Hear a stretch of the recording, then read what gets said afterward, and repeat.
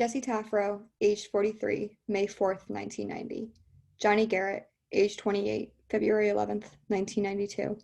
Cameron Willingham, age 34, February 17th, 2004. These are just a few of the names of people wrongfully executed for crimes that it turned out they never committed. This is a problem. Throughout American history, methods of execution have been widely debated and have gone through a plethora of changes and modifications. We've all learned through our history books in school about the public hangings that would occur in the 19th century up until the early 20th century. And then we moved on to Old Sparky, also known as the electric chair, which gained traction in the 80s. And then finally, here we are in 2021 using lethal injection as the preferred method of capital punishment. But what happens when the justice system makes a mistake? What happens when an innocent husband and father of two is sent to the electric chair for a murder he didn't commit? That was Jesse Taffero. Or what happens when an innocent man is given a lethal injection for the rape and murder of a woman that it turned out with DNA evidence he did not commit? That was Johnny Garrett. Or what happens when a man's children are killed in a house fire that he's accused of starting and he's given the lethal injection when it turned out it was an innocent and accidental house fire the entire time? That was Cameron Willingham. What happens then? There are a lot of things wrong with the death penalty, and it seems only a fraction of these issues ever see the light of day on a television screen. Sure, the arguments that you hear the most often are that it can be considered a cruel and unusual punishment which evidently goes against the Constitution, or that justice must be had for those who do horrible things. But how does race play into it? How does poverty? How does the crime that's committed and who committed it play into who gets to live and who gets to die? These are questions that often go unanswered. Nevertheless, for those who do commit these sorts of atrocities with undeniable hard evidence, it's understandable for victims and their families to want justice and closure for the suffering they've experienced. But is it really closure or justice if we send the wrong man to death row? The reality is the death penalty works in favor of some and takes the lives of others. Let's begin with common sense. The death penalty oftentimes is the punishment given to convicted murderers. As a punishment, we kill people who also kill people. Does that sound a little strange to you? Through the death penalty, we legitimize the exact behavior that we as a society are trying to eliminate, reinforcing the idea that killing is in fact a reasonable solution. As for race, defendants who kill white people are 2 times more likely to be sentenced to death than defendants who killed Black people. And on top of this, Black people make up 42% of people on death row, with 35% being executed.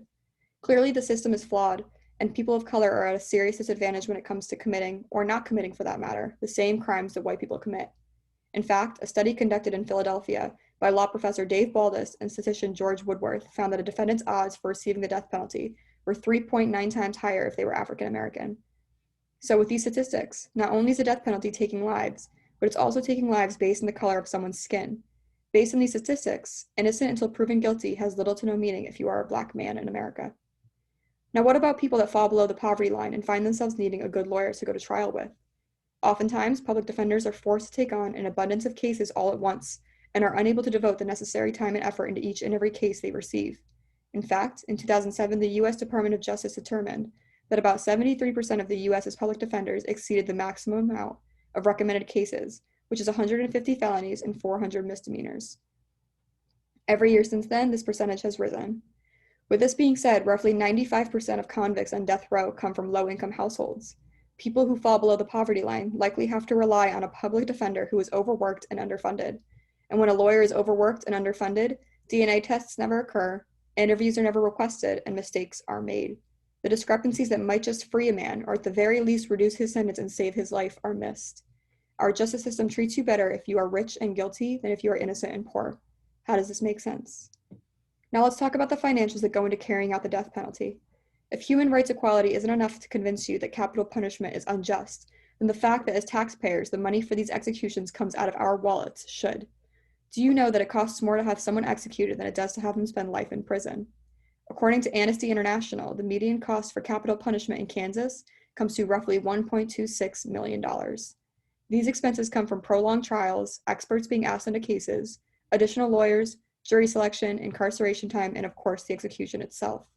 In comparison, the median cost for life in prison without the chance for parole in Kansas costs roughly $740,000, with the estimated age of death being 74.